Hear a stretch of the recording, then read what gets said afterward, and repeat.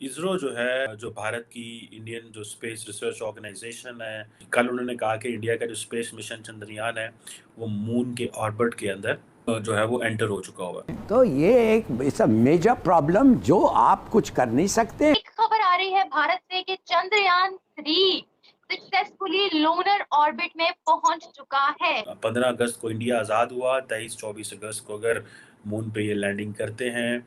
और इसकी जो इम्पोर्टेंस है वो ये है कि ये कहा जा रहा है कि ये इमेजेस कलेक्ट करेगी, और जो लूनर का जो साउथ पोल है, ये वहाँ पे जाएगी, इमेजेस कलेक्ट करेगी। जो कि जिसकी नासा को भी जरूरत पड़ेगी, वो चांद पे बैठ के चेक करेगा कि अर्थ से किस तरीके की लाइट आती है।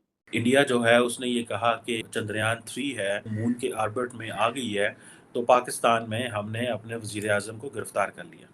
और ये है सारी स्टोरी। ये मुझे ऐसे लगता है ये ट्रैजेक्टरी है दो मुल्कों की। अभी रिसेंटली उन्होंने कहा है कि अगर मैं दोबारा नए टेन्योर में आता हूँ, इलेक्शन जीतता हूँ, तो दुनिया की पहली 3 इकोनॉमी में आ जाएगी। आने वाले टाइमों में मैं लिख के दे रहा हूँ, दूसरे नंबर पे आएगा, तीसरे पे नहीं आएगा। इंटरनेशनल कम्युनिटी हिंदुस्तान को तकलीफ देगा, हमारे लिए, मुसलमानों के लिए।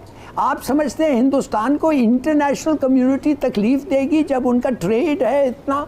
चंद्रयान कहाँ पे है, यहाँ से देख जी, मैं भी यही कहना चाह रहा था कि हम क्यों पता करें, क्यों टीवी पे देखें, क्यों मीडिया पे देखें। आपको तो नजर आ जाता है चोई साहब, आप तो दूर की देख लेते हो। क्या बात कर रही हैं बीबी, खुदा के लिए भूल जाएं, ये एक नया दुनिया बन रहा है।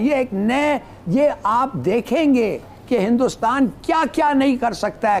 ये दो मुल्कों की ट्रैजेक्टरी है कि एक मुल्क चांद पे जा रहा है, दूसरा मुल्क जो है वो अपने वज़ीर आज़म को अंदर करने है। पूरी दुनिया इंडिया में इंडस्ट्री लगाएगी। अब देखिए ना, टेस्ला उधर आ गया, मोबाइल उधर बन रहा है, गाड़ी उधर बन रही है, दुनिया के बड़ी बड़ी चीजें उधर बननी शुरू हो गई हैं। लिथियम इंडिया से निकलने लग गया हुआ है। चंद्रयान 3 चंद्रमा की कक्षा में सफलतापूर्वक प्रवेश कर गया है।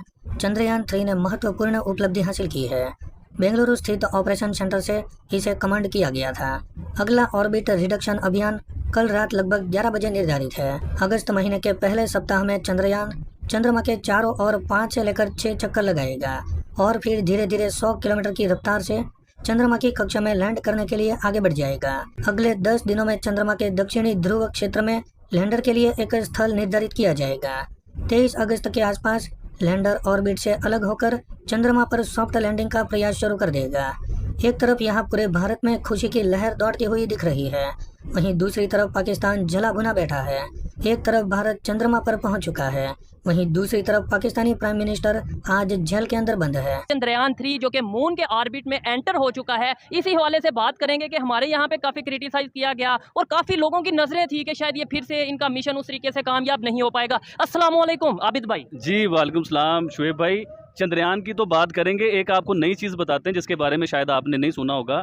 हम सुंदरयान के बारे में भी बात की, जैसे चंद्रयान है ऐसे सुंदरयान भी है। समुद्रयान मतलब वो उसके बारे में मैं डिटेल से बताऊंगा, लेकिन उससे अच्छा, पहले हाँ वो समुद्रयान जो समंदर में उनकी तरफ से मेरी बात दोस्त सुनिए, वगैरह जो वो डिटेल से आपको बताऊंगा। लेकिन उससे पहले मैं एक और बात करना चाहता हूँ चौधरी फवाद साहब की। उसके अलावा भी बहुत सी बातें हैं, लेकिन चौधरी साहब की मैं बात ये बताना चाहूंगा कि चौधरी साहब जो है वो बैठे बैठाई चांद को देख लेते हैं और चांद के बारे में और इंडिया के लिए मजाक भी बनाते हैं। जब वो पिछली बार उनका वो चांद पे जब नहीं जा सका था, क्योंकि ये साइंस एंड टेक्नोलॉजी के मिनिस्टर थे, वजीर थे उस टाइम ना, ये तो उस टाइम इन्होंने मजाक बनाया था।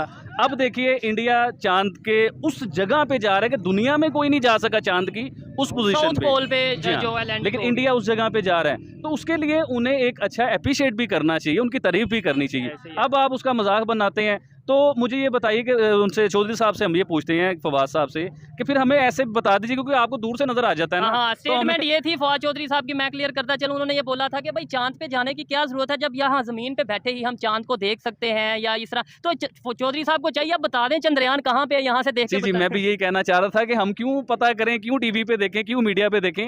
आपको तो नजर आ जाता है चौधरी साहब, आप तो दूर की देख लेते हो, तो आप चंद्रयान भी बता दें इस टाइम कहाँ पे पहुंच गया हुआ है। 15 अगस्त को इंडिया आज़ाद हुआ, 23-24 अगस्त को अगर मून पे ये लैंडिंग करते हैं।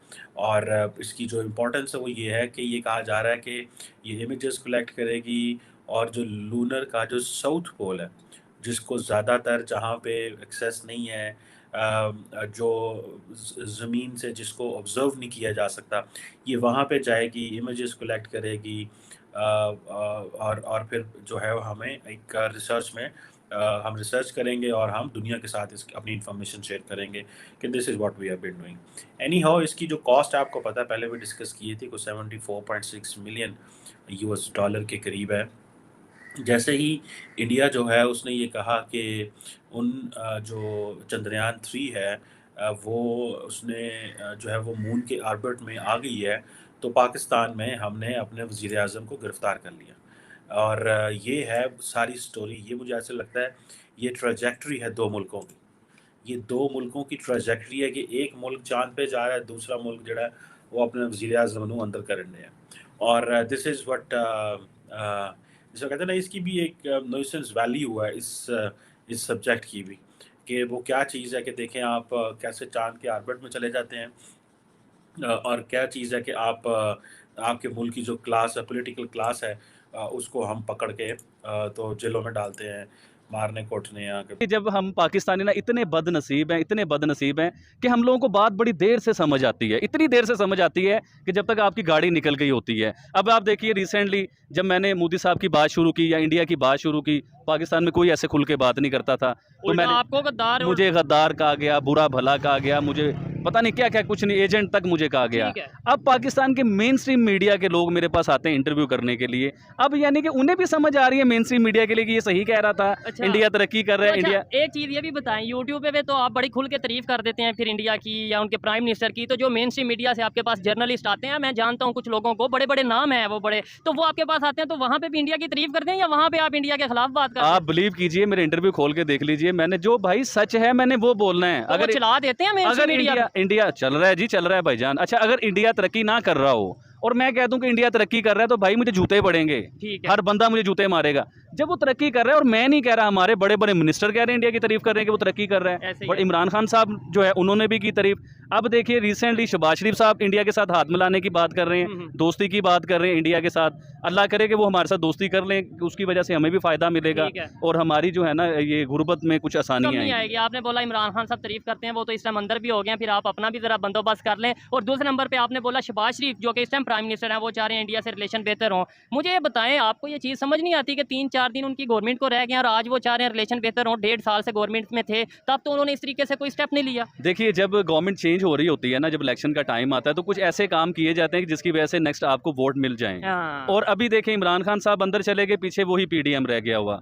अरे भाई, मुल्क के बारे में सोच लो, इधर बिजली महंगी हो चुकी हुई है, पेट्रोल 20 रुपये महंगा हो चुका हुआ है। इस कंट्री के बारे में सोच लो, लोगों को जीने दो, आपकी मेहरबानी। ठीक है। अच्छा, बिल्कुल। इस टाइम यूनिट की अगर बात करें, इलेक्ट्रिसिटी के पर यूनिट की बात करें, 50 प्लस यानी 50 रुपये से ज़्यादा का एक यूनिट ये हो चुका है। ये भी कमर्शियल यूनिट की बात नहीं कर रहा है, ये जो घरों में बिल आते हैं, जो कमर्शियल आते हैं वो तो पता नहीं 60-70 रुपये का सर, एक मैं यूनिट। अपने घर के बिल की बात बताता हूँ, हमारा 7,000 6,000 से ज़्यादा कभी बिल नहीं आया।